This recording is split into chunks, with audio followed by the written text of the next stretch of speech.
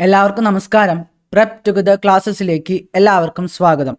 നമ്മൾ ഇന്ന് Indian constitution എന്ന ഭാഗത്തെ പുതിയൊരു ടോപ്പിക്കിലേക്ക് കടക്കുകയാണ്. ഫണ്ടമെന്റൽ റൈറ്റ്സ്, മൗലിക അവകാശങ്ങൾ. നമ്മുടെ ഭരണഘടന നമുക്ക് നൽകുന്ന അവകാശങ്ങളെക്കുറിച്ച് ഡീറ്റെയിൽ ആയിട്ട് പഠിക്കാനാണ് നമ്മൾ പോകുന്നത്. അപ്പോൾ ഈ ഒരു ഭാഗം നമ്മൾ പഠിക്കാൻ പോകുന്നത് ഇന്ത്യൻ പോളിറ്റി ബൈ എം ലക്ഷ്മികാന്തിൻ്റെ ചാപ്റ്റർ 7 ഫണ്ടമെന്റൽ റൈറ്റ്സ് എന്നുള്ളൊരു ചാപ്റ്റർ ബേസ് ചെയ്തിട്ടാണ്. അപ്പോൾ ക്ലാസ് കഴിയുമ്പോൾ എല്ലാ ഭാഗങ്ങളെയും പോലെ തന്നെ ഈ ഒരു ടെക്സ്റ്റ് ബുക്കിലത്തെ പാർട്ട് വായിക്കാൻ ശ്രമിക്കാം. അപ്പോൾ ഫണ്ടമെന്റൽ റൈറ്റ്സിലോട്ട് നമ്മൾ വരുമ്പോൾ ഇത് എവിടെയാണ് കൊടുത്തിട്ടുള്ളത്? പാർട്ട് 3 ഓഫ് ദ കോൺസ്റ്റിറ്റ്യൂഷനിലാണ് നമ്മളുടെ ഫണ്ടമെന്റൽ റൈറ്റ്സിനെ കുറിച്ച് പറഞ്ഞിട്ടുള്ളത്. അപ്പോൾ പാർട്ട് 1ഉം പാർട്ട് 2ഉം എന്തൊക്കെയാ? അത് നമ്മളുടെ സിലബസിൻ്റെ ഭാഗമല്ല. പാർട്ട് 1ൽ യൂണിയൻ ആൻഡ് ഇറ്റ്സ് ടെറിട്ടറീസിനെ കുറിച്ചാണ് പഠിപ്പിക്കുന്നത് അഥവാ പറയുന്നത്. അപ്പോൾ യൂണിയൻ ആൻഡ് ഇറ്റ്സ് ടെറിട്ടറീസിനെ കുറിച്ച് പാർട്ട് 1ൽ പറയുന്നു. നമ്മളുടെ രാജ്യത്തിൻ്റെ പേര്, രാജ്യത്തിൻ്റെ പൊളിറ്റി എങ്ങനെയാണ്, അത്തരം കാര്യങ്ങളൊക്കെ, എങ്ങനെ സംസ്ഥാനങ്ങളെ പുതുതായിട്ട് നിർമ്മിക്കാം, പുതിയ സംസ്ഥാനങ്ങളെ എങ്ങനെ ഈ ഒരു രാജ്യത്തിലോട്ട് ആഡ് ചെയ്യാം, ഇത്തരം കാര്യങ്ങളാണ് നമ്മളുടെ ഈ ഒരു പാർട്ട് 1ൽ പറയുന്നത്. അതിനുശേഷം പാർട്ട് 2വിലോട്ട് വരുമ്പോഴോ, പാർട്ട് 2വിൽ വരുന്നത് നമ്മുടെ സിറ്റിസൺഷിപ്പിനെ കുറിച്ചാണ്. ഈ ഒരു പാർട്ട് 1ൽ 1 മുതൽ 4 വരെയുള്ള ആർട്ടിക്കിളുകളാണ് ഉൾപ്പെടുത്തിയിട്ടുള്ളത്. ഇനി പാർട്ട് 2വിലോട്ട് വരുമ്പോൾ 5 മുതൽ 11 വരെയുള്ള ആർട്ടിക്കിളുകളാണ് ഉൾപ്പെടുത്തിയിട്ടുള്ളത്. ഇവിടെ ആരൊക്കെയാണ് സിറ്റിസൺ ആവേണ്ടത് എന്നുള്ള കാര്യങ്ങളാണ് നമ്മളുടെ പാർട്ട് 2ൽ സിറ്റിസൺഷിപ്പിനെ കുറിച്ച് വരുന്നത്. പാർട്ട് 1 നമ്മുടെ സിലബസിലില്ല, പാർട്ട് 2 സിലബസിലുണ്ട്. സിറ്റിസൺഷിപ്പ് നമ്മളുടെ 8th സ്റ്റേജിൽ പഠിക്കുന്നതാണ്. അപ്പോൾ ഈ ഒരു 5 മുതൽ 11 വരെയുള്ള ഭാഗങ്ങളിൽ സിറ്റിസൺഷിപ്പിനെ കുറിച്ച് മൊത്തത്തിൽ പറയുന്നില്ല. അതായത് ആരൊക്കെയാണ് ഇന്ത്യൻ പൗരനായിട്ട് കണക്കാക്കുക എന്ന് മൊത്തത്തിൽ പറയുന്നില്ല. 1950 നമ്മളുടെ ഭരണഘടന നിലവിൽ വരുമ്പോൾ ആരെയൊക്കെയാണ് ഇന്ത്യൻ പൗരനായിട്ട് കാണുക എന്നാണ് അതിൽ പറഞ്ഞിട്ടുള്ളത്. പിന്നീട് പാർലമെൻറ്റാണ് സിറ്റിസൺഷിപ്പ് ആക്ടുകൾ വഴി ഇവിടെ ആരൊക്കെയാണ് ഇന്ത്യൻ പൗരനാവുക എന്ന ഒരു മാനദണ്ഡം വയ്ക്കുന്നത്. അതിൻ്റെ പേരിലാണ് ഇപ്പോൾ സിറ്റിസൺഷിപ്പ് അമെൻമെൻറ്റ് ആക്ട്, അതിനെപ്പറ്റി കുറേ വിവാദമൊക്കെ ഉണ്ടായിട്ടുള്ളത്. അപ്പോൾ നമ്മളിപ്പോൾ പഠിക്കുന്നത് പാർട്ട് 3 ആണ്. പാർട്ട് 3ലാണ് നമ്മളുടെ ഫണ്ടമെൻ്റൽ റൈറ്റ്സ് വരുന്നത്. ഇത് ഏതൊക്കെ ആർട്ടിക്കിളുകളാണ് വരുന്നത്? അപ്പോൾ 5 മുതൽ 11 വരെയാണ് സിറ്റിസൺഷിപ്പിൽ വരുന്നത്. 11 ശേഷം 12 മുതൽ 35 വരെയുള്ള ഭാഗങ്ങളിൽ ഈ ഫണ്ടമെന്റൽ റൈറ്റ്സിനെ കുറിച്ചാണ് പറയുന്നത്. അതൊക്കെ ഈ പാർട്ട് 3ൽ ഉൾപ്പെടുന്ന ഭാഗങ്ങളുമാണ്. കഴിഞ്ഞ ക്ലാസ്സിൽ നമ്മൾ പ്രിയാമ്പിളിനെ കുറിച്ച് പഠിച്ചപ്പോൾ നമ്മളുടെ ഭരണഘടനയുടെ ആമുഖത്തിൽ ഭരണഘടനയുടെ ഉള്ളിൽ ചില കാര്യങ്ങൾ എൻഷുർ ചെയ്യാൻ, സെക്യൂർ ചെയ്യാൻ ആഗ്രഹിക്കുന്നതായിട്ട് പറഞ്ഞിട്ടുണ്ടായിരുന്നു. എന്തൊക്കെയാണത്?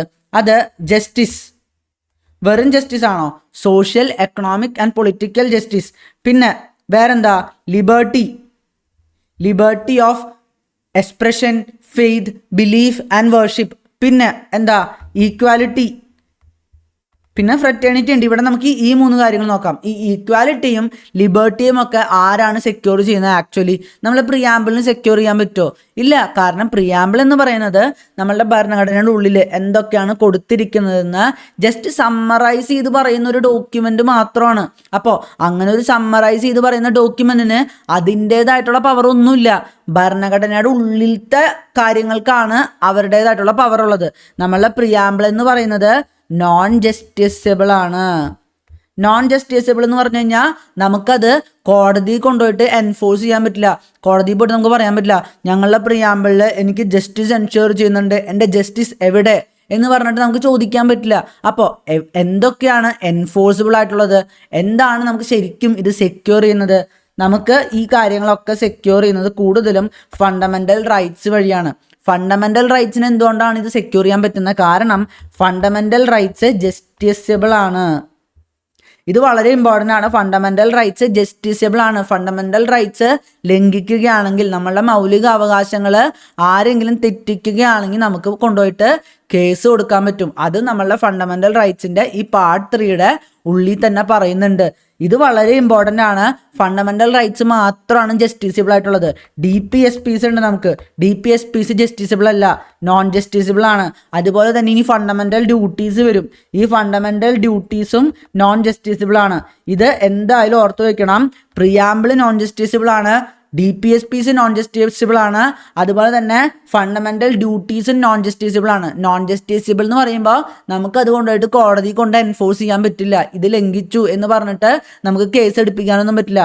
പക്ഷെ ഫണ്ടമെന്റൽ റൈറ്റ്സ് ജസ്റ്റിസിബിൾ ആണ്. അതുകൊണ്ട് തന്നെ നമുക്ക് കോടതി കൊണ്ടുപോയിട്ട് പറയാം, എൻ്റെ മൗലിക അവകാശങ്ങൾ ലംഘിച്ചിട്ടുണ്ട്, ഇവർക്കെതിരെ നടപടി എടുക്കണം, അല്ലെങ്കിൽ ഗവൺമെന്റിനെതിരെ നടപടി എടുക്കണമെന്ന് പറയാൻ പറ്റും. അപ്പോൾ ഈ ഫണ്ടമെന്റൽ റൈറ്റ്സ് നമ്മൾ എവിടെന്നാ കൊണ്ടുവന്നത്?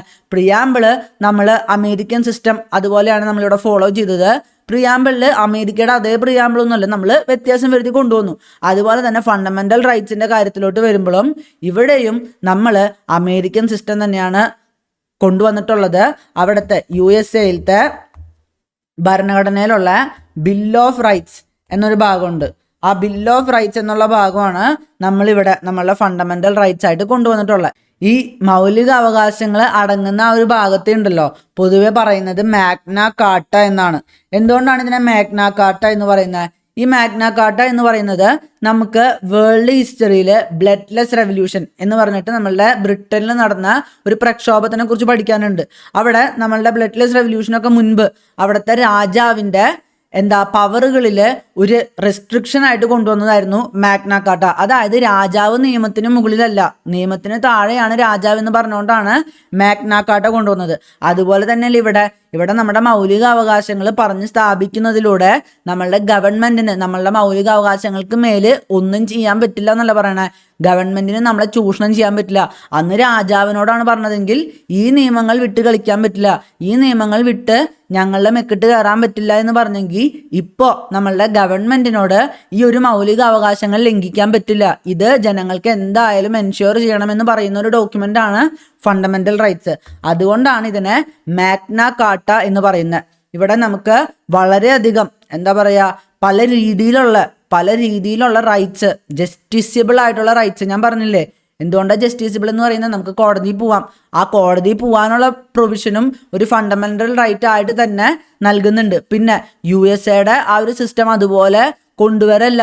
ഇത് USA ബെറ്ററായിട്ട് USA എലാബറേറ്റ് ആയിട്ട് കാര്യങ്ങൾ പറയുന്ന ഒരു ഫണ്ടമെന്റൽ റൈറ്റ്സ് ഡോക്യുമെന്റ് ആണ് നമുക്കിവിടെ ഉള്ളത്. ഇവിടെ ഫണ്ടമെന്റൽ റൈറ്റ്സ് വഴി, മൗലിക അവകാശങ്ങൾ വഴി ആരും ഡിസ്ക്രിമിനേറ്റ് ചെയ്യപ്പെടുന്നില്ലെന്നും എല്ലാവർക്കും ഒരേ രീതിയിലുള്ള ട്രീറ്റ്മെന്റും ആണ് കിട്ടുന്നതെന്നൊക്കെ ഉറപ്പുവരുത്താൻ ശ്രമിച്ചിട്ടുണ്ട്. നമ്മളെല്ലാവരും മൗലിക അവകാശങ്ങളെ കുറിച്ച് എപ്പോഴെങ്കിലും പഠിച്ചിട്ടുണ്ടാവും. ഇവിടെ ഫണ്ടമെന്റൽ റൈറ്റ്സ് അഥവാ മൗലിക അവകാശങ്ങൾ അംഗീകരിക്കുന്നത് വഴി ഇവിടെ എൻഷുർ ചെയ്യുന്നത് പൊളിറ്റിക്കൽ ഡെമോക്രസിയാണ്. നമ്മളുടെ പ്രിയാമ്പിൾ നോക്കിയപ്പോൾ തന്നെ കണ്ടിട്ടുണ്ടായിരുന്നു, എല്ലാ വാക്കുകളും വളരെ ബ്രോഡായിട്ടാണ് ഉപയോഗിക്കുന്നത്. ഡെമോക്രസിക്ക് തന്നെ പല മുഖങ്ങളുണ്ട്. അതിലൊരു മുഖം മാത്രമാണ് പൊളിറ്റിക്കൽ ഡെമോക്രസി എന്നുള്ളത്. ആ പൊളിറ്റിക്കൽ ഡെമോക്രസി ഫണ്ടമെന്റൽ റൈറ്റ്സ് ഇവിടെ നടപ്പിലാക്കുന്നത് വഴി എൻഷ്യൂർ ചെയ്യുന്നു എന്ന് പറയുന്നുണ്ട്. എന്തുകൊണ്ടാണ്? കാരണം നമ്മളിപ്പോൾ 75 വർഷങ്ങൾക്ക് മുകളിലായി സ്വതന്ത്രമായതിനു ശേഷം അല്ലെ, പല ഭരണകൂടങ്ങളും വന്നു. നെഹ്റു ഭരിച്ചു, ഇന്ദിരാഗാന്ധി ഭരിച്ചു, ലാൽ ബഹദൂർ ശാസ്ത്രി ഭരിച്ചു, അടൽ ബിഹാരി വാജ്പേയി ഭരിച്ചു, മൻമോഹൻ സിംഗ് ഭരിച്ചു, ഇപ്പൊ നരേന്ദ്രമോദി ഭരിക്കുന്നു. അങ്ങനെ പല രീതിയിലുള്ള ഭരണ നേതാക്കളൊക്കെ നമുക്ക് ഉണ്ടായിരുന്നു. എന്നിട്ടും ആർക്കും നമ്മളെ ചൂഷണം ചെയ്യാൻ പറ്റിയില്ല. ആകെ എന്തെങ്കിലും ഒരു ചെറിയ രീതിയിൽ നമ്മളുടെ അവകാശങ്ങൾക്ക് മേലുള്ള കടന്നുകയറ്റം കണ്ടത് ഇന്ദിരാഗാന്ധിയുടെ സമയത്ത് അടിയന്തരാവസ്ഥ ഉണ്ടായിരുന്നിരുന്നപ്പോഴായിരുന്നു. പക്ഷെ സ്റ്റിൽ നമ്മളുടെ ഈ ഒരു സിസ്റ്റം അതുപോലെ തന്നെ ജനങ്ങളെ ഒരിക്കലും ചൂഷണം ചെയ്യാൻ പറ്റാത്ത രീതിയിൽ തന്നെ തുടർന്നു പോന്നു. അതെന്തുകൊണ്ടാ? ഈ ഫണ്ടമെന്റൽ റൈറ്റ്സ് ഉള്ളത് കൊണ്ടാണ്. ഇവിടത്തെ ഒരു വിധത്തിലും ഭരണ നേതൃത്വത്തിന് ഒരിക്കലും നമ്മളെ ചൂഷണം ചെയ്യാൻ കഴിയില്ല എന്ന് ഉറപ്പ് വരുത്തുന്നത് ഈ ഫണ്ടമെന്റൽ റൈറ്റ്സ് ആണ്, മൗലിക അവകാശങ്ങളാണ്. ഇവിടെ മൗലിക അവകാശങ്ങൾ എന്ന് പറയുമ്പോൾ നമ്മൾക്ക് ഏറ്റവും ഇമ്പോർട്ടൻ്റ് ആയിട്ടുള്ള റൈറ്റ്സ് ആണ് അല്ലേ. നമുക്ക് എന്തായാലും വേണ്ട റൈറ്റ്സ് ആണ്. ഇപ്പോൾ റൈറ്റ് ടു ഈക്വാലിറ്റി ആണെങ്കിലും റൈറ്റ് ടു ഫ്രീഡം ആണെങ്കിലും നമ്മളുടെ ബേസിക് റൈറ്റ്സ് അതുപോലത്തെ ഒരു റൈറ്റ് ആണ് അല്ലേ. അപ്പോൾ ബേസിക് റൈറ്റ്സ് എന്നല്ല ഇവിടെ ഉപയോഗിച്ചിരിക്കുന്നത്, ഫണ്ടമെന്റൽ റൈറ്റ്സ് എന്നാണ് ഉപയോഗിച്ചിരിക്കുന്നത്. ഏറ്റവും ഇമ്പോർട്ടൻ്റ് ആയിട്ടുള്ളത് കൊണ്ടാണ് അതിനെ ഫണ്ടമെന്റൽ റൈറ്റ്സ് എന്ന് തന്നെ വിളിക്കാൻ കാരണം. അതുപോലെ തന്നെ ഈ രാജ്യത്തെ തന്നെ ഏറ്റവും ഇമ്പോർട്ടൻ്റ് ആയിട്ടുള്ള ഡോക്യുമെന്റ് ഏതാ? കോൺസ്റ്റിറ്റ്യൂഷൻ ആണ്. ഇവിടുത്തെ ഒരു മത ഗ്രന്ഥവുമല്ല, ഇവിടുത്തെ ഭരണഘടനയാണ് ഇവിടുത്തെ ഏറ്റവും ഇമ്പോർട്ടൻ്റ് ആയിട്ടുള്ള ഡോക്യുമെന്റ്. ആ ഡോക്യുമെന്റ് ബേസ് ചെയ്തിട്ടാണ്, ആ ഡോക്യുമെന്റ് ആണ് നമുക്ക് ഇത്തരം റൈറ്റ്സ് എൻഷ്യൂർ ചെയ്യുന്നത്. ഇവിടെ നമ്മളെ ഒരു വിധത്തിലും ചൂഷണം ചെയ്യുന്നില്ല എന്ന് ഉറപ്പുവരുത്തുന്നത്. അപ്പോൾ ആ ഫണ്ടമെന്റൽ ആയിട്ടുള്ള ഡോക്യുമെന്റ് കാത്തു സൂക്ഷിക്കുന്ന അവകാശങ്ങളായതുകൊണ്ടാണ് ഈ ഒരു ഫണ്ടമെന്റൽ റൈറ്റ്സിനെ ഈ ഫണ്ടമെന്റൽ റൈറ്റ്സ് ഫണ്ടമെൻ്റൽ എന്ന വാക്കുകൊണ്ട് വിശേഷിപ്പിക്കുന്നത്. അപ്പോൾ 2 കാരണങ്ങളുണ്ട്. നമുക്ക് ഏറ്റവും ഫണ്ടമെൻ്റൽ ആയിട്ട് ആവശ്യമുള്ള റൈറ്റ്സ്, അതുപോലെ തന്നെ നമ്മുടെ രാജ്യത്തെ തന്നെ ഏറ്റവും ഫണ്ടമെൻ്റൽ ആയിട്ടുള്ള ഡോക്യുമെൻ്റ് നമുക്ക് എൻഷുർ ചെയ്യുന്ന റൈറ്റ്സ്. അപ്പോൾ അങ്ങനെയാണ് ഇവിടെ കാര്യങ്ങൾ വരുന്നത്. ഇനി നമ്മൾ ഫണ്ടമെൻ്റൽ റൈറ്റ്സിലോട്ട് നോക്കുമ്പോൾ ഇവിടെ കുറച്ചധികം റൈറ്റ്സ് ഉണ്ടെങ്കിലും അതിനെ മെയിനായിട്ട് കാറ്റഗറൈസ് ചെയ്തിരിക്കുന്നത് 6 റൈറ്റ്സ് ആയിട്ടാണ്. 6 റൈറ്റ്സ് ആയിട്ടാണ് നമ്മളെ ഫണ്ടമെൻ്റൽ റൈറ്റ്സിനെ കാറ്റഗറൈസ് ചെയ്തിരിക്കുന്നത്. ഇത് നേരിട്ട് നോക്കുവാണെങ്കിൽ ആദ്യത്തെ റൈറ്റ് ആയിട്ട് പറയുന്നത് റൈറ്റ് ടു ഈക്വാലിറ്റി. അത് 14 മുതൽ 18 വരെയാണ്. അത് ഡീറ്റെയിൽ ആയിട്ട് നമ്മൾ വരുന്ന ക്ലാസ്സുകളിൽ പഠിക്കും. അപ്പോൾ ആദ്യം തന്നെ റൈറ്റ് ടു ഈക്വാലിറ്റി, നമ്മളുടെ ഈക്വാലിറ്റി എൻഷുർ ചെയ്യണമെന്ന് പ്രിയാമ്പിളിൽ പറഞ്ഞിട്ടുണ്ടായിരുന്നു. അത് ഇവിടെ റൈറ്റ് ടു ഈക്വാലിറ്റിയിൽ എൻഷുർ ചെയ്യുന്നുണ്ട്. നമ്മളെ ലിബർട്ടി എന്നുള്ളത് റൈറ്റ് ടു ഫ്രീഡത്തിൽ എൻഷുർ ചെയ്യുന്നുണ്ട്.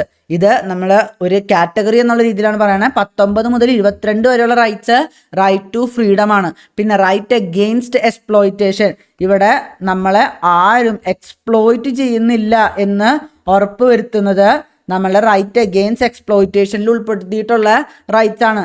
ആർട്ടിക്കിൾ 23 മുതൽ 24 വരെ, 23ഉം 24ഉം റൈറ്റ് അഗെയിൻസ്റ്റ് എക്സ്പ്ലോയിറ്റേഷൻ ആണ് പറയുന്നത്. പിന്നെ നമ്മളുടെ മതപരമായിട്ടുള്ള liberty of faith, belief and worship വരുന്നില്ലേ, ആ ഒരു വേർഷിപ്പ്, ബിലീഫ്, ഫെയ്ത്ത് ഇതൊക്കെ എവിടെ വരുന്നത്? ഇവിടെ right to freedom of religion.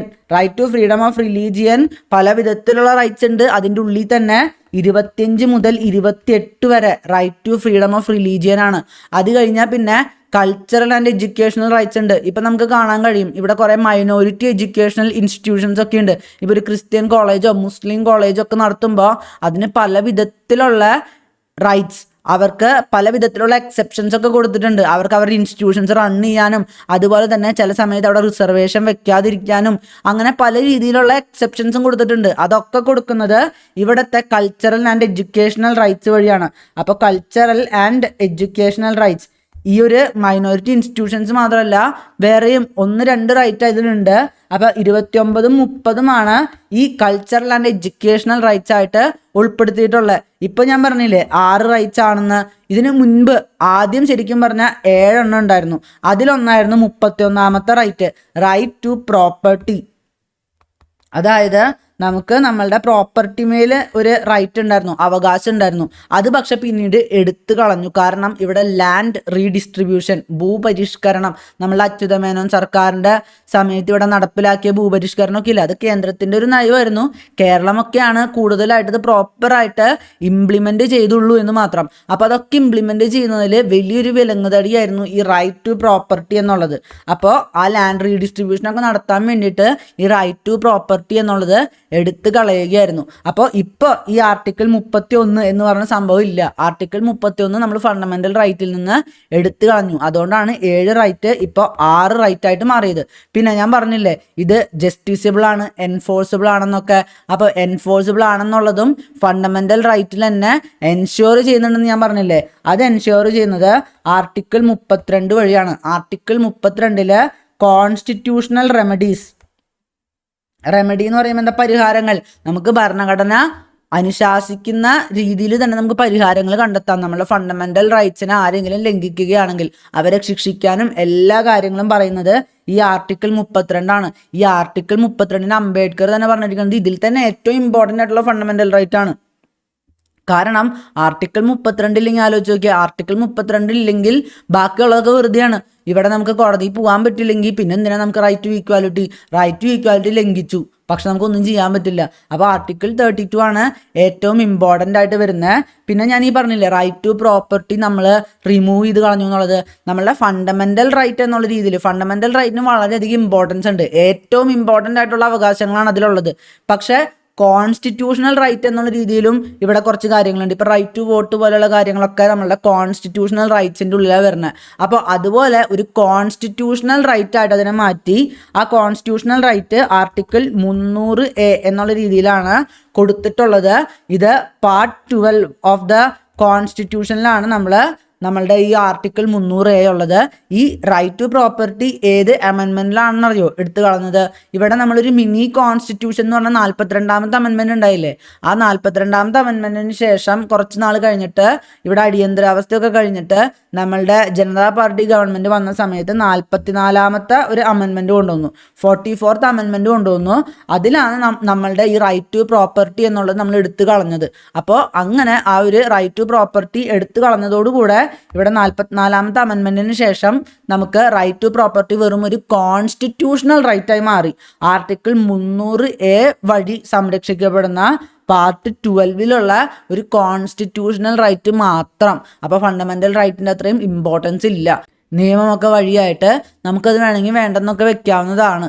അപ്പോൾ ഇത്രയും കാര്യങ്ങളാണ് നമുക്ക് ആദ്യ ഭാഗത്തിൽ വരുന്നത്. അടുത്തതായിട്ട് നമ്മൾ പഠിക്കാൻ പോകുന്നത് ഫണ്ടമെന്റൽ റൈറ്റ്സിന്റെ ഫീച്ചേഴ്സ് ആണ്. ഈ മൗലിക അവകാശങ്ങൾക്ക് ചില പ്രത്യേകതകളുണ്ട്. അതെന്തൊക്കെയാണെന്ന് നമുക്ക് നോക്കാം.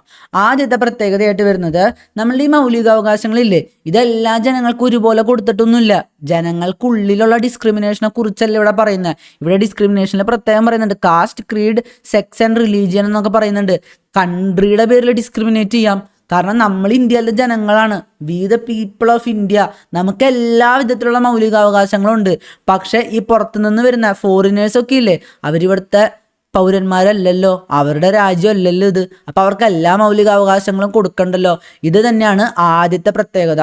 ചില മൗലികാവകാശങ്ങൾ നമ്മൾ ഫോറിനേഴ്സിനും എല്ലാ ജനങ്ങൾക്കും കൊടുക്കുന്നുണ്ട്, പക്ഷെ എല്ലാ മൗലികാവകാശങ്ങളും അതുപോലെ കൊടുക്കുന്നില്ല. ചില കാര്യങ്ങൾ ഫോറിനേഴ്സിന് ആക്സസ് ഇല്ലാത്ത മൗലികാവകാശങ്ങളുണ്ട്. ഇപ്പം നമ്മളുടെ ABCD സിനിമയിൽ നമ്മൾ ദുൽഖർ സൽമാൻ അമേരിക്കൻ സിറ്റിസൺ ആയിട്ടാണ് ഇവിടെ വരുന്നത്. അപ്പോൾ ഇവിടെ പ്രതിഷേധമൊക്കെ ചെയ്യുമ്പോൾ നമ്മൾ ആ പ്രതിഷേധം ചെയ്തതിൻ്റെ പേരിൽ നമ്മളെ ദുൽഖർ സൽമാനെ ഡിപ്പോർട്ട് ചെയ്യാൻ തയ്യാറാവുന്നുണ്ട്. അതെന്തുകൊണ്ടാ? ദുൽഖർ സൽമാൻ ആ സിനിമയിൽ അമേരിക്കക്കാരന് ഇവിടെ വന്ന് പ്രതിഷേധിക്കാനുള്ള ഒരു വിധത്തിലുള്ള അധികാരമില്ല. ഈ right to freedom of speech and expression ഇല്ലേ, നമ്മൾ ഇന്ത്യൻ പൗരന്മാർക്കുള്ളത്, അല്ലാതെ പുറത്തുനിന്ന് വരുന്ന ഫോറിനേഴ്സിനില്ല. അതുപോലെ തന്നെ നമ്മളിപ്പോൾ PSC പരീക്ഷയുടെ കാര്യം പറഞ്ഞില്ലേ, നിങ്ങൾ ദുബായിൽ നിങ്ങളുടെ ആരുടെയെങ്കിലും കൂടെ പോയി അവിടുത്തെ സിറ്റിസൺഷിപ്പ് നേടിക്കഴിഞ്ഞാൽ നിങ്ങൾക്ക് ഇവിടെ വന്ന് ഗവൺമെൻറ് എക്സാം എഴുതാൻ പറ്റുമോ? ഇല്ല. നിങ്ങൾ ദുബായ് സിറ്റിസൺ ആണ്. ഫോറിനേഴ്സിന് ഇവിടുത്തെ ഗവൺമെൻറ് എക്സാംസ് എഴുതാൻ പറ്റില്ല.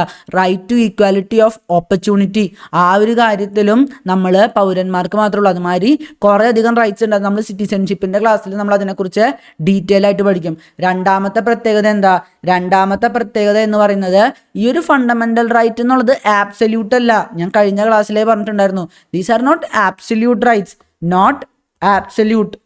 അത് ക്വാളിഫൈഡ് ആണ്. അതായത് നമ്മളെ മൊറാലിറ്റി അതുപോലെ തന്നെ ഇവിടുത്തെ നിയമങ്ങളൊക്കെ പാലിച്ചുകൊണ്ട് നമുക്ക് ഈ ഫണ്ടമെന്റൽ റൈറ്റ്സ് നമുക്ക് ഈ ഫണ്ടമെന്റൽ റൈറ്റ്സ് ആസ്വദിക്കാം. അല്ലാതെ ഇവിടുത്തെ നിയമം പറയുന്ന കാര്യങ്ങളൊക്കെ വേണ്ടെന്ന് വെച്ചിട്ട് എനിക്ക് മൗലികാവകാശമുണ്ട്, എനിക്ക് എന്തും പറയാം, ഞാൻ അയൽക്കാരനെ പോയി അസഭ്യം പറയും, ഞാൻ റോട്ടിൽ നിന്ന് തുള്ളിച്ചാടും എന്ന് പറഞ്ഞു കഴിഞ്ഞാൽ അത് തെറ്റാണ്. കാരണം നമ്മുടെ ഫണ്ടമെന്റൽ റൈറ്റ്സ് ആബ്സല്യൂട്ട് അല്ല, not absolute, it is qualified. ഇവിടുത്തെ നിയമങ്ങൾ അതുപോലെ തന്നെ പബ്ലിക് മൊറാലിറ്റി ഇതൊക്കെ കാത്തു സൂക്ഷിച്ചുകൊണ്ട് നമുക്ക് ഫണ്ടമെന്റൽ റൈറ്റ്സ് ചെയ്യാം.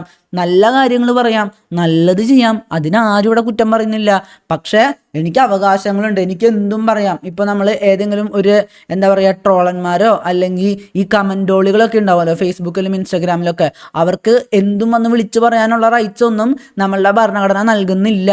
These rights are not absolute. ഇതാണ് രണ്ടാമത്തെ പ്രത്യേകത എന്നുള്ളത്. നമ്മൾ മൂന്നാമത്തെ പ്രത്യേകതയിലോട്ട് വരുമ്പോൾ അവിടെ പറയുന്നത്, ഗവൺമെന്റ് മൗലികാവകാശങ്ങൾ ഏത് തെറ്റിച്ചാലും, ഗവൺമെന്റിൻ്റെതായിട്ടുള്ള ഏത് ആർബിട്രറി ആക്ഷൻ നമ്മളുടെ മൗലികാവകാശങ്ങളെ തെറ്റിച്ചാലും, അത് ഏത് മൗലികാവകാശമാണെങ്കിലും നമുക്ക് കേസ് കൊടുക്കാൻ പറ്റും. അപ്പോൾ ഈ ഫണ്ടമെന്റൽ റൈറ്റ്സ് എന്നുള്ളത് നമ്മളുടെ ഗവൺമെന്റിന്റെ കാര്യത്തിലാണെങ്കിൽ എല്ലാ ഫണ്ടമെന്റൽ റൈറ്റ്സിന്റെ കാര്യത്തിലും നമുക്ക് കേസ് കൊടുക്കാൻ പറ്റും. ആരുടെ കാര്യത്തിൽ? ഗവൺമെന്റിന്റെ കാര്യത്തിൽ. ഗവൺമെന്റ് ഏത് ഫണ്ടമെന്റൽ റൈറ്റ് തെറ്റിച്ചു എന്ന് പറഞ്ഞാലും നമുക്ക് കേസ് കൊടുക്കാൻ പറ്റും. അതിപ്പോൾ right to freedom of religion ആണെങ്കിലും, right to freedom of speech and expression ആണെങ്കിലും, റൈറ്റ് ടു ഈക്വാലിറ്റി ആണെങ്കിലും, ഏത് കാര്യത്തിലും നമുക്ക് കേസ് കൊടുക്കാൻ പറ്റും. പക്ഷേ നമ്മളൊരു പ്രൈവറ്റ് എൻറ്റിറ്റിയുടെ കാര്യത്തിലോട്ട് വന്നാലോ, നമ്മളിപ്പോൾ അംബാനിയുടെ കമ്പനിയിലോട്ട് ആളെടുത്തുകൊണ്ടിരിക്കുക. അപ്പോൾ നമ്മൾ ചെന്നിട്ട് പറയാം, എനിക്കിവിടെ റൈറ്റ് ടു ഈക്വാലിറ്റി ഉണ്ടെന്ന് പറഞ്ഞു കഴിഞ്ഞാൽ അംബാനി പറയും ഇറങ്ങിപ്പോടാന്ന് പറയും. Right to equality of opportunity ഉണ്ട്? ഇല്ല. കാരണം പബ്ലിക് ഓഫീസിലാണ് right to equality of opportunity ഉള്ളൂ. അല്ലാതെ അംബാനിയുടെ കമ്പനിയിൽ അംബാനിയുടെ മോനെയോ അംബാനിയുടെ പരിചയത്തിലുള്ളവരെയോ ഒക്കെ എടുത്ത് വെക്കാനായിട്ട് അംബാനിക്ക് എല്ലാ വിധത്തിലുള്ള അധികാരവുമുണ്ട്. അത് ഗവൺമെന്റായിട്ട് ഒരു വിധത്തിലുള്ള കണക്ഷൻ ഇല്ലാത്തിടത്തോളം അംബാനിക്ക് എല്ലാ വിധത്തിലുള്ള അധികാരവും ഉണ്ട് അംബാനിക്ക് ഇഷ്ടമുള്ള ആളെ വെക്കാൻ. അപ്പോൾ നമ്മളെ സെക്യൂരിറ്റി പിടിച്ച് പുറത്താക്കുമ്പോൾ നമ്മൾ പറയും, ജയ് വിളിച്ചുകൊണ്ട് പറയും എനിക്കിവിടെ right to freedom of speech and expression ഉണ്ടെന്ന്. അതൊരു പ്രൈവറ്റ് പ്രിമൈസ് ആണെങ്കിൽ അവിടെ നിന്നിട്ടും ആ ഒരു right to freedom of speech and expression നമുക്ക് ഒരു വിധത്തിലും പറയാൻ പറ്റില്ല. അതും നമുക്കൊരു പബ്ലിക് പ്രിമൈസിൽ ഗവൺമെൻറ്റിൻ്റെതായിട്ടുള്ള കാര്യങ്ങളിലൊക്കെ നമുക്ക് ഒരു എന്തെങ്കിലും വിളിച്ച് പറയാൻ തന്നെ പറ്റുള്ളൂ. നമുക്ക് അവിടെ നിൽക്കാനും കാര്യങ്ങൾക്കൊന്നും അധികാരമില്ല. പ്രൈവറ്റ് എൻറ്റിറ്റിയുടെ പ്ലേസ് ആണ്, ഗവൺമെൻറ് എൻറ്റിറ്റിയുടെ പ്ലേസ് അല്ല. അപ്പോൾ അവിടെയും ഒരു റൈറ്റ് പോയില്ലേ. പക്ഷെ ചില കാര്യങ്ങൾ ഇപ്പോൾ അംബാനി നമ്മളെ എന്തെങ്കിലും താഴ്ന്ന ജാതിയാണെന്നും പറഞ്ഞിട്ട് റൈറ്റ് ടു അൺടച്ചബിലിറ്റിക്കെതിരെ പ്രവർത്തിക്കുകയാണ്, അപ്പോൾ നമുക്ക് കേസ് കൊടുക്കാം. അതുപോലെ തന്നെ പല കാര്യങ്ങളിലും ഇതുമാതിരി ചില കാര്യങ്ങൾ പ്രൈവറ്റ് എൻറ്റിറ്റീസിൻ്റെ കാര്യത്തിൽ നമുക്ക് കേസ് കൊടുക്കാൻ പറ്റിയ ചില കാര്യങ്ങളുണ്ട്. ഇപ്പോൾ അൺടച്ചബിലിറ്റിയുടെ കാര്യം, right against use of titles ഇല്ലേ, അക്കാര്യത്തിലൊക്കെ നമുക്ക് കേസ് കൊടുക്കാവുന്നതാണ്. അപ്പോൾ അവിടെയൊക്കെ നമുക്ക് പ്രൈവറ്റ് എൻറ്റിറ്റീസിൻ്റെ എതിരെ കേസ് കൊടുക്കാം. ചില കാര്യങ്ങളിൽ മാത്രം, ചില മൗലികാവകാശങ്ങൾ മാത്രമാണ് നമുക്ക് പ്രൈവറ്റ് എൻറ്റിറ്റീസിൻ്റെ എതിരെ കൊടുക്കാൻ പറ്റുന്നത്. കൂടുതലും എല്ലാ മൗലികാവകാശങ്ങളും ലംഘിക്കപ്പെടുമ്പോൾ നമുക്ക് കേസ് കൊടുക്കാൻ പറ്റുന്നത് ഗവൺമെൻറ് ആണ് അത് ലംഘിക്കുന്നതെങ്കിൽ എല്ലാ മൗലികാവകാശങ്ങളും ഗവൺമെൻറ് ലംഘിച്ചു കഴിഞ്ഞാൽ നമുക്ക് അവിടെയൊക്കെ കേസ് കൊടുക്കാവുന്നതാണ്. പക്ഷേ പ്രൈവറ്റ് എൻറ്റിറ്റീസിൻ്റെ കാര്യത്തിൽ ചില മൗലികാവകാശങ്ങൾ പ്രൈവറ്റ് എൻറ്റിറ്റി ലംഘിച്ചാലും നമുക്കൊന്നും പറയാൻ പറ്റില്ല. ഇപ്പോൾ റൈറ്റ് ടു ഈക്വാലിറ്റി ഞാൻ പറഞ്ഞില്ലേ, ചില കാര്യങ്ങൾ. പക്ഷേ റൈറ്റ് ടു അൺടച്ചബിലിറ്റി ഒക്കെ നമ്മൾ പ്രൈവറ്റ് എൻറ്റിറ്റിക്കെതിരെയാണ് നമ്മൾ പലപ്പോഴും കേസ് കൊടുക്കാറുള്ളത്. റൈറ്റ് അഗെയിൻസ്റ്റ് ഡിസ്ക്രിമിനേഷൻ, നമ്മളെ എന്തെങ്കിലും കാര്യത്തിൽ നമ്മളെ ഡിസ്ക്രിമിനേറ്റ് ചെയ്യണു എന്നൊക്കെ തോന്നുമ്പോൾ നമുക്കവിടെ കേസ് കൊടുക്കാൻ പറ്റും. ഒരു പ്രൈവറ്റ് പ്ലേസിലാണെങ്കിൽ പോലും നമ്മളെ ആണ് പെണ്ണ് എന്നൊക്കെ പറഞ്ഞ് വേർതിരിച്ച് കാണുന്നു, പ്രത്യേക രീതിയിലുള്ള അധിക്ഷേപമൊക്കെ നമ്മൾ നേരിടേണ്ടി വരുന്നു. അപ്പോൾ നമുക്ക് കേസ് കൊടുക്കാൻ പറ്റും. അപ്പോൾ ചില കാര്യങ്ങൾ നമുക്ക് പ്രൈവറ്റ് എൻറ്റിറ്റീസിൻ്റെ ഒരു ഇതിൽ നമുക്ക് കേസ് കൊടുക്കാൻ പറ്റും. പക്ഷേ നമ്മൾ മൗലികാവകാശം ഏതാണെങ്കിലും ഗവൺമെൻറ് ആണെന്ന് ലംഘിക്കണമെങ്കിൽ ഏത് മൗലികാവകാശമാണെങ്കിലും നമുക്ക് കേസ് കൊടുക്കാനുള്ള എല്ലാ വിധത്തിലും അധികാരമുണ്ട്. പ്രൈവറ്റ് എൻറ്റിറ്റീസിൻ്റെ കാര്യത്തിൽ ഓൺലി ചില കാര്യങ്ങളിൽ മാത്രമേ നമുക്ക് കേസ് കൊടുക്കാനുള്ള ആ ഒരു അധികാരമുള്ളൂ. ഇത് കൂടുതലും ഗവൺമെൻറ് നമ്മളെ ചൂഷണം ചെയ്യുന്നില്ലല്ലോ എന്ന് ഉറപ്പ് വരുത്താൻ വേണ്ടി മാത്രമാണ്. പിന്നെ ഈ പ്രൈവറ്റ് എൻറ്റിറ്റീസ് നമ്മളെ ചൂഷണം ചെയ്യുന്ന കാര്യങ്ങളില്ലേ, അത് ഗവൺമെൻറ് തന്നെയാണ് നമ്മളെ സംരക്ഷിക്കേണ്ടതും. അപ്പോൾ ഓൾമോസ്റ്റ് ഇത് ഗവൺമെൻറ്റിൻ്റെ റെസ്പോൺസിബിലിറ്റി ആയിട്ടാണ് വരുന്നത് ഈ ഫണ്ടമെൻ്റൽ റൈറ്റ്സ് എന്നുള്ളത്. അപ്പോൾ മൂന്നാമത്തെ പ്രത്യേകത കഴിഞ്ഞു. ഇനി നമ്മൾ പോകാൻ പോകുന്നത് നാലാമത്തെ പ്രത്യേകതയാണ്. ഇവിടെ ചില റൈറ്റ്സ് നെഗറ്റീവാണ്, സം ആർ നെഗറ്റീവ്. ഇവിടെ എന്താ സം ആർ നെഗറ്റീവ് എന്ന് പറയുന്നത്? ഇവിടെ നമ്മൾ കണ്ടിട്ടില്ലേ right against arrest and detention, അവിടെ എഗെയിൻസ്റ്റ് എന്നുള്ള പദം കാണിക്കുന്നില്ലേ. അപ്പോൾ എന്താ റൈറ്റ് എഗെയിൻസ്റ്റ് കുറച്ചും കൂടെ നെഗറ്റീവായിട്ടുള്ള അർത്ഥമല്ലേ വരുന്നത്, റൈറ്റ് എഗെയിൻസ്റ്റ് അൺടച്ചബിലിറ്റി. അതേസമയം നമ്മൾ പോസിറ്റീവായിട്ടുള്ള റൈറ്റ്സിലോട്ട് വരുമ്പോൾ നോക്കിയേ, റൈറ്റ് ടു ഈക്വാലിറ്റി. അപ്പോൾ എനിക്ക് ഈക്വാലിറ്റി തരണം എന്നാണ് പറയുന്നത്. അതാണ് പോസിറ്റീവായിട്ടുള്ള റൈറ്റ്സും ഉണ്ട്, അതുപോലെ തന്നെ നെഗറ്റീവായിട്ട് കാണിക്കുന്ന റൈറ്റ്സും ഉണ്ട്. റൈറ്റ് അഗെയിൻസ്റ്റ് അൺടച്ചബിലിറ്റി, ഇവിടെ അൺടച്ചബിലിറ്റി പാടില്ല, ഇവിടെ ഡിസ്ക്രിമിനേഷൻ പാടില്ല, ഇവിടെ അറസ്റ്റും ഡിറ്റൻഷനും നിയമപരമല്ലാതെ പാടില്ല. അതൊക്കെയാണ് നെഗറ്റീവായിട്ടുള്ള റൈറ്റ്സ്. ഇവിടെ പോസിറ്റീവായിട്ടുള്ള കാര്യങ്ങൾ എന്ന് പറയുമ്പോൾ റൈറ്റ് ടു ഈക്വാലിറ്റി, ഇവിടെ സമത്വം വേണം, ഇവിടെ സ്വാതന്ത്ര്യം വേണം, ഇവിടെ മത സ്വാതന്ത്ര്യം വേണം. ഇതൊക്കെ പോസിറ്റീവായിട്ടുള്ള റൈറ്റ്സ് ആണ്. ഇനി നമ്മൾ അഞ്ചാമത്തെ പ്രത്യേകതയിലോട്ട് വരുമ്പോൾ അഞ്ചാമത്തെ പ്രത്യേകതയിൽ പറയുന്നത് ഞാൻ ആദ്യത്തെ തൊട്ട് പറയുന്ന കാര്യങ്ങളാണ്. ഇറ്റ് ഈസ് ജസ്റ്റിസിയബിൾ, നമുക്ക് കൊണ്ടുപോയിട്ട് കേസ് കൊടുക്കാൻ പറ്റും. അത് നമുക്ക് ഏതൊരു ആർട്ടിക്കിളിലാണ് അതിനെപ്പറ്റി പറയുന്നത്? ആർട്ടിക്കിൾ 32 പ്രത്യേകം എടുത്ത് പറയുന്നുണ്ട്, നമ്മളെ ഏതെങ്കിലും രീതിയിൽ എന്തെങ്കിലും പ്രശ്നം ഉണ്ടാക്കി കഴിഞ്ഞാൽ നമുക്ക് നേരെ കൊണ്ടുപോയിട്ട് കേസ് കൊടുക്കാൻ പറ്റും എന്നുള്ളത്. ഇനി ആറാമത്തെ കാര്യത്തിലോ, they are defended and guaranteed by the Supreme Court. ഈ ആർട്ടിക്കിൾ 32 തന്നെ പറയുന്നത് സുപ്രീം കോടതി പോകാൻ പറ്റുന്ന. അപ്പോൾ സുപ്രീം കോടതി പോകാൻ പറ്റും എന്ന് പറയുമ്പോൾ തന്നെ ആ കോൺസ്റ്റിറ്റ്യൂഷണൽ റെമഡീസിൽ തന്നെ നമുക്ക് ഫണ്ടമെൻ്റൽ റൈറ്റ് തന്നെ പറയുന്നുണ്ട്. മൗലികാവകാശങ്ങൾ ലംഘിക്കപ്പെട്ടാൽ നമുക്ക് നേരെ സുപ്രീം കോടതി പോവാം. അപ്പോൾ ആർട്ടിക്കിൾ 32 പ്രകാരം ഇത് ഗ്യാരണ്ടി ചെയ്യുന്നതും ഡിഫെൻഡ് ചെയ്യുന്നതൊക്കെ ആരാ? നമ്മളുടെ സുപ്രീം കോടതിയാണ്. ഇനി ഏഴാമത്തെ കേസിലോട്ട് വരുമ്പോൾ അവിടെ എന്താ പറയുന്നതെന്ന് അറിയോ? ഏഴാമത്തെ പ്രത്യേകതയിൽ പറയുകയാണ്, ഈ മൗലികാവകാശങ്ങളൊക്കെ നിങ്ങൾക്ക് ഞങ്ങൾ നൽകുന്നുണ്ട്, പക്ഷെ ഇത് കണ്ടിട്ട് വല്ലാണ്ട് അഹങ്കരിക്കൊന്നും വേണ്ട. ഈ മൗലികാവകാശങ്ങൾ എന്ന് പറയുന്നത് ദേ ആർ നോട്ട് സാക്രോസാങ്ക്ട്, ഭയങ്കര പരിഭാവനമായിട്ടുള്ളതോ പെർമനൻ്റ് ഒന്നും അല്ല. ഒരു ദിവസം പാർലമെന്റ് നിയമം പാസ്സാക്കിയിട്ട് ഇത് എടുത്ത് കളയണമെന്ന് വിചാരിച്ചു കഴിഞ്ഞാൽ ഇപ്പോൾ കേശവാനന്ദ ഭാരതി കേസ് പ്രകാരം ബേസിക് സ്ട്രക്ചറിനെ ബാധിക്കരുത്. ബേസിക് സ്ട്രക്ചറിനെ ബാധിക്കാണ്ട് ഏതെങ്കിലും ഒരു മൗലിക അവകാശം എടുത്ത് കളയണമെന്ന് പറഞ്ഞു കഴിഞ്ഞാൽ നമുക്ക് ഒന്നും പറയാൻ പറ്റില്ല. ഓക്കെ സാറേ, ഞാൻ പോട്ടെ എന്ന് പറഞ്ഞാൽ നമ്മൾ ഇറങ്ങി പോരേണ്ടി വരും. അപ്പോൾ പാർലമെന്റ് അത് എടുത്തു കളയാൻ പറ്റും. ബേസിക് സ്ട്രക്ചറിനെ ബാധിക്കരുതെന്ന് മാത്രം. നമ്മൾ നേരത്തെ പറഞ്ഞു ആർട്ടിക്കിൾ 31 പ്രകാരം ഇവിടെ റൈറ്റ് ടു പ്രോപ്പർട്ടി ഉണ്ടായിരുന്നു. നമ്മുടെ കേശവാനന്ദ ഭാരതി കേസിൽ അവിടുത്തെ ആ ഒരു സ്വാമിയൊക്കെ പോയിട്ട് എന്താ അവിടെ കേസ് നടത്തിയത്, എൻ്റെ മൗലികാവകാശമാണ്, എൻ്റെ റൈറ്റ് ടു പ്രോപ്പർട്ടിയാണ്, എൻ്റെ പറമ്പാണെന്നൊക്കെ പറഞ്ഞിട്ടാണ് കേസ് കൊടുത്തത്. പക്ഷെ അവിടെ എന്തുണ്ടായി, ആ ഫണ്ടമെന്റൽ റൈറ്റ് അങ്ങനെ എടുത്ത് കളഞ്ഞു. It is not permanent or sacrosanct. അപ്പോൾ ഈ ഫണ്ടമെന്റൽ റൈറ്റ്സ് ഇവിടെ ഉണ്ടെന്ന് പറഞ്ഞാലും അത് വേണമെങ്കിൽ പാർലമെന്റിന് എടുത്ത് കളയാം. പിന്നെ കേശവാനന്ദ ഭാരതി കേസ് പ്രകാരം ഒരു പ്രൊട്ടക്ഷൻ ഉണ്ട് നമുക്ക്. നമ്മളുടെ ബേസിക് സ്ട്രക്ചറിനെ ബാധിച്ചു കഴിഞ്ഞാൽ അത് സമ്മതിക്കില്ല എന്ന് മാത്രം. അല്ലാതെ മൗലിക അവകാശങ്ങൾ എടുത്തു കളയണമെന്ന് എന്തെങ്കിലും ഒരു ആവശ്യം നമ്മളുടെ പാർലമെന്റ് പറഞ്ഞു കഴിഞ്ഞാൽ അത് എടുത്തു കളയുക തന്നെ ചെയ്യും. ഇനി 8ാമത്തെ ആ ഒരു സ്പെഷ്യാലിറ്റിയിലോട്ട് വരുമ്പോൾ ഇവിടുത്തെ ഈ മൗലിക അവകാശങ്ങളെ കുറിച്ച് ഞാൻ പറഞ്ഞില്ലേ, ഇവിടെ ഇന്ദിരാഗാന്ധി ഭരിച്ചപ്പോൾ അടിയന്തരാവസ്ഥ കാലത്ത് ചില റൈറ്റ്സ് എടുത്ത് കളഞ്ഞു എന്ന്. പക്ഷെ എല്ലാ റൈറ്റ്സും എടുത്ത് കളയാൻ പറ്റില്ല. ഈവൻ അടിയന്തരാവസ്ഥ ഉണ്ടായാൽ പോലും ഇവിടെ ആർട്ടിക്കിൾ 20 എന്താണെന്നറിയോ? ആർട്ടിക്കിൾ 20 എന്ന് പറയുന്നത് right against conviction of offences ആണ്. നമ്മളുടെ മേല് ഈ കുറ്റം ചാർത്തില്ലേ, അങ്ങനെ കുറ്റം ചാർത്തുന്നതിനെതിരെയുള്ള അതിനെതിരെ കുറച്ച് പ്രൊട്ടക്ഷൻ തരുന്ന റൈറ്റ്സ് ആണ്. അപ്പൊ ആർട്ടിക്കിൾ 20ഉം ആർട്ടിക്കിൾ 21 എന്താണെന്നറിയോ? നമ്മളെ റൈറ്റ് ടു ലൈഫാണ്. അപ്പം നമ്മളുടെ ജീവന് വേണ്ടിയുള്ള റൈറ്റും അതുപോലെ തന്നെ എഗെയിൻസ്റ്റ് കൺവിക്ഷൻ ഓഫ് ഒഫൻസസ്, അതായത് കുറ്റം ചാർത്തുന്നതിനെതിരെയുള്ള റൈറ്റും ഒരു അടിയന്തരാവസ്ഥ വന്നാൽ അത് അവിടെ തന്നെ നിലനിൽക്കും. അപ്പോൾ അടിയന്തരാവസ്ഥ വന്നെന്ന് പറഞ്ഞാൽ നമ്മളെ ജീവനെടുത്ത് കളയാനോ, റൈറ്റ് ടു ലൈഫിൻ്റെ ഉള്ളിൽ തന്നെ നമുക്ക് കുറേ റൈറ്റ്സ് ഉണ്ട്. ആ റൈറ്റ് ടു ലൈഫിൻ്റെ ഉള്ളിൽ തന്നെ നമുക്ക് റൈറ്റ് ടു മൂവ്, അങ്ങനെ പല റൈറ്റ്സ് ഒക്കെ ഉണ്ട്. അപ്പോൾ അതൊന്നും എടുത്ത് കളയാൻ പറ്റില്ല. അതുപോലെ തന്നെ റൈറ്റ് അഗെയിൻസ്റ്റ് കൺവിക്ഷൻ, നമ്മളെ വെറുതെ കൊണ്ടുപോയിട്ട് കുറ്റം ചാർത്താൻ പറ്റില്ല അടിയന്തരാവസ്ഥ കാലത്താണെങ്കിൽ പോലും. അതേസമയം ആർട്ടിക്കിൾ 20ഉം 21 എൻഷുർ ചെയ്തിട്ടുള്ളൂ. ആർട്ടിക്കിൾ 22 അടിയന്തരാവസ്ഥയുടെ കാലത്ത് പോട്ടോ. നമ്മൾ ഇത് വല്ലാണ്ട് പറഞ്ഞിരിക്കുമ്പോൾ നമ്മളെ പിടിച്ച് അറസ്റ്റ് ചെയ്യാം. ഇത് രണ്ടും നമ്മളുടെ അടിയന്തരാവസ്ഥ കാലമാണെങ്കിലും ഓക്കെ ആണ്, ഇത് അവിടെ തന്നെ ഉണ്ടാവും. പക്ഷെ ഈ സാധനം ഉണ്ടാവില്ല, ആർട്ടിക്കിൾ 22 ഉണ്ടാവില്ല, റൈറ്റ് ടു ഈക്വാലിറ്റി ഒന്നും ഉണ്ടാവില്ല. ഈ 2 മാത്രമേ ഉണ്ടാവുള്ളൂ അടിയന്തരാവസ്ഥ കാലത്ത്. അപ്പോൾ ഈ 2 മാത്രമേ ഉണ്ടാവുള്ളൂ. ബാക്കി ഇപ്പം നമ്മൾ അറസ്റ്റ് ചെയ്യാൻ പറ്റുന്നത് എന്തുകൊണ്ടാ? കാരണം ആർട്ടിക്കിൾ 22 ഉണ്ടാവില്ല. ആർട്ടിക്കിൾ 22 അടിയന്തരാവസ്ഥയുടെ കാലത്ത് വെറും പുകയായി മാറും.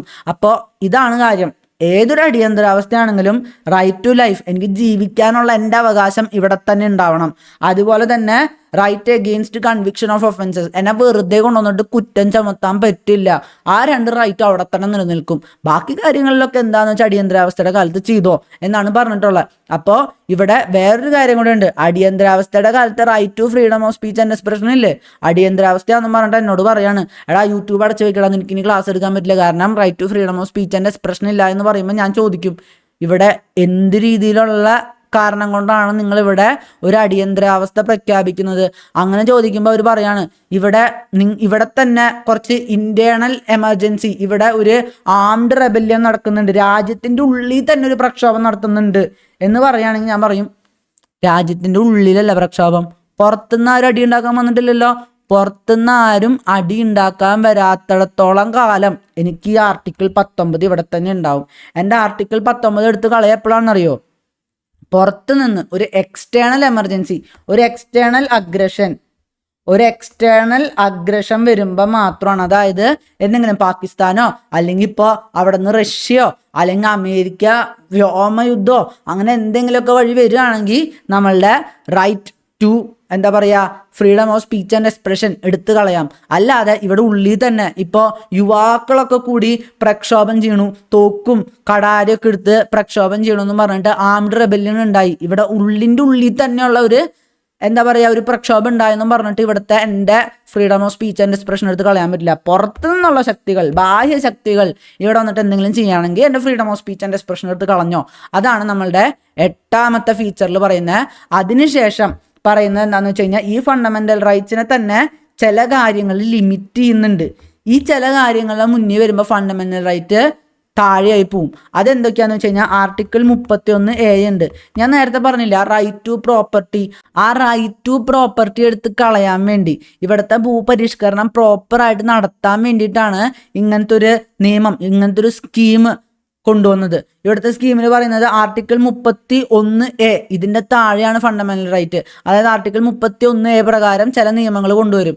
Saving of laws providing for acquisition of estates. Acquisition of estates എന്ന് പറയുമ്പോൾ ചില പ്രദേശങ്ങളൊക്കെ പിടിച്ചെടുക്കില്ലേ, ഈ ഭൂപരിഷ്കരണത്തിന് വേണ്ടിയിട്ടാണ് ഇത്. അപ്പോൾ അതിന് വേണ്ടിയിട്ട് എടുക്കുമ്പോൾ ഫണ്ടമെന്റൽ റൈറ്റ് അതിൻ്റെ താഴെയായിരിക്കും. അതെന്താന്ന് വെച്ച് കഴിഞ്ഞാൽ ആദ്യം ഈ 31 എന്ന് പറയുന്നത് ആർട്ടിക്കിൾ 31 റൈറ്റ് ടു പ്രോപ്പർട്ടി ഉണ്ടായിരുന്നല്ലോ. ആ സമയത്ത് റൈറ്റ് ടു പ്രോപ്പർട്ടി താഴെയായി പോകണം, ഭൂപരിഷ്കരണം നടപ്പിലാക്കാൻ പറ്റണം. അതിന് വേണ്ടിയിട്ടാണ് ഇത് കൊണ്ടുവന്നത്. അപ്പോൾ ആർട്ടിക്കിൾ 31A, ഈ 31 എന്നുള്ളതായിരുന്നു റൈറ്റ് ടു പ്രോപ്പർട്ടി. ഈ 31 എടുത്ത് കളയാൻ നേരത്ത് ഇതിൻ്റെ ഉള്ളിൽ തന്നെ, അല്ലെങ്കിൽ 31 എടുത്ത് കളയുന്നതിന് മുന്നേ അവർ 31നോട് ചേർന്ന് തന്നെ ചില കാര്യങ്ങളും കൂടെ ആഡ് ചെയ്തു. അതിൽ ആഡ് ചെയ്തു 31A പ്രകാരം ഇപ്പം നമ്മളുടെ ഭൂപരിഷ്കരണത്തിന് വേണ്ടിയിട്ടാണ് കാര്യങ്ങൾ നടപ്പാക്കുന്നതെങ്കിൽ ഈ 31 നിലവിൽ നിൽക്കില്ല, ഇതിന് വില ഉണ്ടാവില്ല, ഞങ്ങളുടെ ആ ഒരു നിയമത്തിനായിരിക്കും വില. അപ്പോൾ റൈറ്റ് ടു പ്രോപ്പർട്ടി താഴെ വരെ. സാധാരണ ഫണ്ടമെന്റൽ റൈറ്റ് എന്ന് പറയുമ്പോൾ ഫണ്ടമെന്റൽ റൈറ്റ് സുപ്രീമാണ്. പക്ഷെ ഇവിടെ കൊടുത്തിട്ടുള്ള ചില കാര്യങ്ങളുണ്ട്. 31A, പിന്നെ 31B, 31C, ഇതിൻ്റെ ഒക്കെ താഴെയാണ് ഫണ്ടമെന്റൽ റൈറ്റ്. സാധാരണ നമുക്ക് ഒരിക്കലും ഫണ്ടമെന്റൽ റൈറ്റിനെ ലംഘിക്കാൻ പറ്റില്ല. പക്ഷെ കുറച്ച് എക്സെപ്ഷൻസ് കൊണ്ടുവന്നു നമ്മളുടെ ഭേദഗതികളൊക്കെ വഴി. അതാണ് ഈ 31A, 31B, 31C. ഇതൊക്കെ ചെയ്യാൻ വേണ്ടിയിട്ടാണ് നമ്മളിവിടെ ഫണ്ടമെന്റൽ റൈറ്റ് ലംഘിക്കുന്നതെങ്കിൽ കുഴപ്പമില്ല. അപ്പം 31A എന്താ, ഇവിടെ ഒരു എസ്റ്റേറ്റ് അക്വയർ ചെയ്യാൻ വേണ്ടിയിട്ടാണ്. ഇപ്പോൾ ഭൂപരിഷ്കരണത്തിന് വേണ്ടിയിട്ട് ഒരു എസ്റ്റേറ്റ് അക്വയർ ചെയ്യാൻ വേണ്ടിയിട്ടാണ് ഇവിടുത്തെ ഒരു കാര്യം നടത്തുന്നതെങ്കിൽ അവിടെ ഫണ്ടമെന്റൽ റൈറ്റ് തെറ്റിച്ചാലും കുഴപ്പമില്ല. അവിടെ ഇപ്പോൾ റൈറ്റ് ടു ഈക്വാലിറ്റി എന്തെങ്കിലും തെറ്റിച്ചാലും കുഴപ്പമില്ല, ഭൂപരിഷ്കരണമാണ് അവിടെ വലുത്. പിന്നെ validation of certain acts and regulations included in 9th schedule. ഈ 9th ഷെഡ്യൂളിൽ എന്ന് പറയുന്നത് ചില കാര്യങ്ങൾ, അതായത് നമ്മളുടെ റിവ്യൂ, ജുഡീഷ്യൽ റിവ്യൂ ഇല്ലേ, ഞാൻ പറഞ്ഞില്ലേ കേശവാനന്ദ ഭാരതി കേസിൽ പറഞ്ഞു ബേസിക് സ്ട്രക്ചറിൻ്റെ കാര്യത്തിൽ നമ്മൾ ജുഡീഷ്യറി ഒന്ന് ചെക്ക് ചെയ്യുമെന്ന്. അത് ചെക്ക് ചെയ്യാതിരിക്കാൻ വേണ്ടിയിട്ടാണ് ഈ 9th ഷെഡ്യൂൾ കൊണ്ടുവന്നത്. പക്ഷേ ജുഡീഷ്യറി പറഞ്ഞു നിങ്ങൾ 9th ഷെഡ്യൂളോ എന്തും കൊണ്ടുവന്നിട്ടും കാര്യമില്ല. IR കൊയിലോ എന്നുള്ളൊരു കേസുണ്ട്. IR കൊയിലോ എന്നുള്ള കേസിൽ പറഞ്ഞു ഇതൊരു ബ്ലാങ്കറ്റ് ആയിട്ട് കൊടുക്കാൻ പറ്റില്ല, ഇതിനിട്ട് പുതപ്പിച്ചിട്ട് എന്താ പറയുക, ഇവിടെ ഞങ്ങൾ നോക്കരുത് എന്ന് പറയാൻ പറ്റില്ല. ഞങ്ങൾ എന്തുകൊണ്ടെന്നാലും നിങ്ങൾ 9th ഷെഡ്യൂളിലാണ് ഏതെങ്കിലും പുതിയ ഷെഡ്യൂൾ ഉണ്ടാക്കിയാൽ എവിടെ വേണമെങ്കിലും കൊണ്ടുവയ്ക്കും, ഞങ്ങൾ വന്ന് ജുഡീഷ്യൽ റിവ്യൂ നടത്തിയിരിക്കും എന്ന് പറഞ്ഞു. അത് വേറൊരു കാര്യം. പക്ഷെ നമ്മളെ ഗവൺമെൻറ് മാക്സിമം കൊണ്ടുവരാൻ ശ്രമിച്ചത് 31A, 31B, 31Cയും ഈ ഫണ്ടമെന്റൽ റൈറ്റ്സിൻ്റെ മുകളിലായിരിക്കും. ഇനി saving of laws given effect to certain directive principles, അതായത് ചില DPSPസിന് വേണ്ടി കൊണ്ടുവന്ന നിയമങ്ങളും ഈ ഫണ്ടമെന്റൽ റൈറ്റ്സിന് മുകളിലായിരിക്കും എന്നാണ് പറഞ്ഞിട്ടുള്ളത്. അപ്പോൾ ഇവിടെ എന്താ സിമ്പിൾ ആയിട്ടുള്ള കാര്യം എന്താണെന്ന് വെച്ച് കഴിഞ്ഞാൽ ഫണ്ടമെന്റൽ റൈറ്റ്സ് ആണ് ശരിക്കും ഏറ്റവും മുകളിൽ. അപ്പോൾ ഇവിടെ ഭൂപരിഷ്കരണം നടപ്പിലാക്കാൻ വേണ്ടിയിട്ട് നമ്മളുടെ ആർട്ടിക്കിൾ 31 റൈറ്റ് ടു പ്രോപ്പർട്ടി ഇല്ലേ, അതിനോട് ചേർന്ന് പുതിയ കുറച്ച് ആർട്ടിക്കിളുകൾ കൊണ്ടുവന്നിട്ടു. എന്നിട്ട് പറഞ്ഞു ഭൂപരിഷ്കരണത്തിന് വേണ്ടിയാണ് കാര്യങ്ങൾ ചെയ്യുന്നത്. ആർട്ടിക്കിൾ 31A, 31B, 31C പ്രകാരം ഇത് നമ്മളുടെ ഫണ്ടമെന്റൽ റൈറ്റിൻ്റെ മുകളിൽ വരുമെന്ന് പറഞ്ഞു.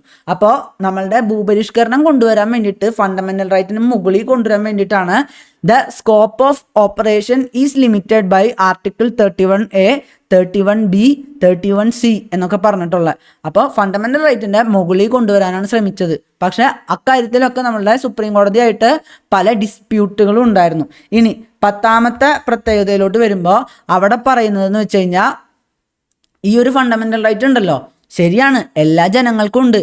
പക്ഷെ armed forces, paramilitary forces, police forces, intelligence agencies and analogous services can be restricted or abrogated by the parliament. അപ്പോൾ ഈ പോലീസൊക്കെ ഇല്ലേ, നമ്മൾ പറയാറില്ലേ പോലീസുകാർക്ക് മൗലികാവകാശം ഇല്ല എന്നൊക്കെ ചോദിക്കാറില്ലേ, പോലീസുകാർക്ക് മൗലികാവകാശം വേണമെന്ന് പാർലമെന്റ് തീരുമാനിക്കും. ആർട്ടിക്കിൾ 33 പ്രകാരം പാർലമെന്റിന് അക്കാര്യത്തിൽ തീരുമാനം എടുക്കാൻ പറ്റും.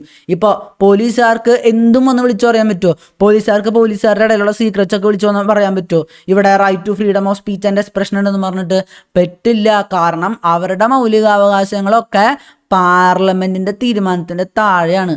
എല്ലാ ജനങ്ങൾക്കും മൗലികാവകാശമുണ്ട്. പക്ഷെ പോലീസ് എന്ന് പറയുമ്പോൾ ഗവൺമെന്റ് സർവീസിൽ നിങ്ങൾ കയറല്ലേ, അതുപോലെ തന്നെ പട്ടാളത്തിലോ എവിടെ കയറിയാലും നിങ്ങളുടെ മൗലികാവകാശങ്ങൾക്ക് ഒരു റെസ്ട്രിക്ഷൻ അങ്ങോട്ട് വീഴും. അതാണ് 10ാമത്തെ പ്രത്യേകതയിൽ പറയുന്നത്. പിന്നെ 11ാമത്തെ പ്രത്യേകതയിൽ പറയുന്നത് എന്താണെന്ന് വെച്ച് കഴിഞ്ഞാൽ ഇവിടെ ഒരു മാർഷ്യൽ ലോ അഥവാ ഒരു മിലിറ്ററി റൂൾ വന്നു കഴിഞ്ഞാൽ ഈ എന്താ പറയുക നമ്മളുടെ ഫണ്ടമെന്റൽ റൈറ്റ്സ് ഒക്കെ പലതും വേണ്ടെന്ന് വെക്കാൻ പറ്റും എന്നാണ് പറയുന്നത്. ഇത് നാഷണൽ എമർജൻസിയിൽ നിന്ന് ഡിഫറൻ്റ് ആണ്. ആർട്ടിക്കിൾ 34 പ്രകാരമാണ് നമ്മൾ മാർഷ്യൽ ലോ അഥവാ മിലിറ്ററി റൂള് കൊണ്ടുവരുന്നത്. പിന്നെ ഇവിടെ നമ്മൾ 12ാമത്തെ പ്രത്യേകതയായിട്ട് കാണുന്നത് എന്താണെന്ന് വെച്ച് കഴിഞ്ഞാൽ കൂടുതൽ ഫണ്ടമെന്റൽ റൈറ്റ്സും സെൽഫ് എക്സിക്യൂട്ടറി ആണ്. സെൽഫ് എക്സിക്യൂട്ടറി എന്ന് പറയുമ്പോൾ അവിടെ ഫണ്ടമെന്റൽ റൈറ്റ് ഉള്ളത് കൊണ്ട് തന്നെ അത് നടപ്പിലാവുന്നതാണ്. ഇപ്പോൾ right to freedom of speech and expression എന്നൊക്കെ പറയുന്നതൊക്കെ. പക്ഷെ ചില ഫണ്ടമെന്റൽ റൈറ്റ്സിന് അതിൻ്റെതായിട്ടുള്ള നിയമങ്ങൾ ഉണ്ടാക്കണം. അതിൻ്റെ ഒരു നിയമ സാധുത, ഒരു നിയമം പാസ്സാക്കിക്കൊണ്ട് ഉണ്ടാക്കണം. അപ്പോൾ ആ നിയമം പാസ്സാക്കുന്നതിനുള്ള അധികാരം ആർക്കാ കൊടുത്തിട്ടുള്ളത്? ആ നിയമം പാസ്സാക്കാനുള്ള അധികാരം കൊടുത്തിട്ടുള്ളത് നമ്മുടെ പാർലമെന്റിനാണ്. ഇത് ഏത് പ്രകാരം? ആർട്ടിക്കിൾ 35 പ്രകാരം. അപ്പോൾ നമ്മളെ ഫണ്ടമെന്റൽ റൈറ്റ്സ് നടപ്പിലാക്കാനുള്ള നിയമങ്ങൾ പാസ്സാക്കാനുള്ള അധികാരം ആർക്കുള്ളത്? നമ്മളെ പാർലമെന്റിനാണ്. അപ്പോൾ കുറേ അധികം അധികാരം നമ്മളുടെ പാർലമെന്റിന്റെ കയ്യിലുണ്ട്. ഇപ്പോൾ പോലീസുകാർക്ക് ഈ ഫണ്ടമെന്റൽ റൈറ്റ്സ് ഏതൊക്കെ വേണ്ടെന്ന് വെക്കേണ്ടതെന്ന് നമുക്ക് നമ്മളുടെ പാർലമെന്റ് വഴി തീരുമാനം എടുക്കാം. ഇപ്പോൾ ഒരു മിലിറ്ററി റൂൾ കൊണ്ടുവരുന്നതിനെ കുറിച്ച് പാർലമെന്റിന് തീരുമാനം എടുക്കാം. പിന്നെ ഇവിടെ ഏതൊക്കെ നിയമങ്ങൾ വഴിയാണ് ഈ ഫണ്ടമെന്റൽ റൈറ്റ്സ് എൻഷ്യൂർ ചെയ്യേണ്ടതെന്നും പാർലമെന്റിന് തീരുമാനം എടുക്കാം. പിന്നെ എമർജൻസി വന്നു കഴിഞ്ഞാൽ അറിയാലോ, പാർലമെന്റ് വഴി ഇവിടെ എമർജൻസി വന്നു കഴിഞ്ഞാൽ പല ഫണ്ടമെന്റൽ റൈറ്റ്സ് ഇവിടെ നിന്ന് പോവും. ആർട്ടിക്കിൾ 19 ഇവിടെ നിലനിൽക്കപ്പോൾ മാത്രം ഇവിടെ ഒരു എക്സ്റ്റേണൽ അഗ്രഷൻ ഇല്ല. പുറത്തുനിന്ന് ബാഹ്യ ശക്തികളുടേതായിട്ടുള്ള ഒരു ആക്രമണവും ഇല്ല. ഇവിടെ ഉള്ളിൽ നിന്ന് തന്നെയുള്ള ആക്രമണമാണ് ഉള്ളതെങ്കിൽ നമ്മളുടെ right to freedom of speech and expression അവിടെ തന്നെ നിൽക്കും. പുറത്തു നിന്നുള്ള ആക്രമണം ഉണ്ടെങ്കിൽ നമ്മുടെ സ്പീച്ച് ആൻഡ് എക്സ്പ്രഷനും പോവും. ആകെ നിലനിൽക്കാൻ പോകുന്നത് ആർട്ടിക്കിൾ 20 ആർട്ടിക്കിൾ 21 ആണ്. അതായത് റൈറ്റ് എഗെയിൻസ്റ്റ് കൺവിക്ഷൻ ഓഫ് ഒഫൻസസും റൈറ്റ് ടു ലൈഫും, ഇത് രണ്ടും മാത്രമാണ് നിലനിൽക്കുക. പിന്നെ ചില കാര്യങ്ങളുടെ സമയത്ത്, അതായത് ഫണ്ടമെന്റൽ റൈറ്റ്സ് എന്ന് പറയുമ്പോൾ എന്താ? ഫണ്ടമെന്റൽ, ഞാൻ പറഞ്ഞില്ലേ, ഏറ്റവും ഇമ്പോർട്ടൻ്റ് ആയിട്ടുള്ള റൈറ്റ്സ് ആണ്. പക്ഷെ ചില സമയങ്ങളിൽ ഫണ്ടമെന്റൽ റൈറ്റ്സിന് ഒരു സെക്കൻഡറി നേച്ചർ ആവും. ഫണ്ടമെന്റൽ റൈറ്റിനെ ആരെങ്കിലും ലിമിറ്റ് ചെയ്യും. ആ സ്കോപ്പ് ഓഫ് ഓപ്പറേഷൻ ലിമിറ്റ് ചെയ്യുന്നത് ആരൊക്കെയാ? 31A, 31B, 31C. ഇത് എന്തിനാ കൊണ്ടുവന്നിട്ടുള്ളത്? ഇത് കൊണ്ടുവന്നത് നമ്മളുടെ ഭൂപരിഷ്കരണമൊക്കെ നടപ്പിലാക്കാൻ വേണ്ടിയിട്ടായിരുന്നു. ഈ ആർട്ടിക്കിൾ 31 റൈറ്റ് ടു പ്രോപ്പർട്ടി എടുത്തു കളഞ്ഞു. പക്ഷെ ഈ 31Aയും ഇപ്പോഴും ഉണ്ട്, 31Bയും ഇപ്പോഴും ഉണ്ട്, 31Cയും ഇപ്പോഴും ഉണ്ട്. 44ാമത്തെ അമെൻമെന്റ് വഴിയാണ് ഈ സാധനം എടുത്തു കളഞ്ഞത്. This was removed. അതുവരെ ഇതിനെ നമുക്ക് അങ്ങോട്ട് കടത്തി വെട്ടണ്ടേ? അതിന് വേണ്ടിയിട്ടാണ് ഈ 3 ആർട്ടിക്കിളുകൾ പുതിയതായിട്ട് ആഡ് ചെയ്തത്. 3 ആർട്ടിക്കിളുകളല്ല, സബായിട്ടുള്ള ആർട്ടിക്കിളുകൾ പുതുതായിട്ട് ആഡ് ചെയ്തത് ഈ 44ാമത്തെ അമെൻമെന്റിന് മുന്നായിരുന്നു. അപ്പോൾ ഈ 31A, 31B, 31C വരുന്നിടത്തൊക്കെ fundamental right താഴെയാണ്. അതിന് വേണ്ടിയിട്ടാണ് അങ്ങനത്തെ ഒരു സെറ്റപ്പ് കൊണ്ടുവന്നത് തന്നെ. ഇതിനെക്കുറിച്ച് ഡീറ്റെയിൽ ആയിട്ട് നമ്മൾ റൈറ്റ് ടു പ്രോപ്പർട്ടിനെ കുറിച്ച് പഠിക്കുമ്പോൾ നമ്മൾ പഠിക്കും. അപ്പോൾ ഇത്രയാണ് നമ്മൾ ഇന്നത്തെ ക്ലാസ്സിൽ നോക്കുന്നത്. അപ്പോൾ അടുത്ത ക്ലാസ്സുമായി കാണുന്നവരെ ബൈ.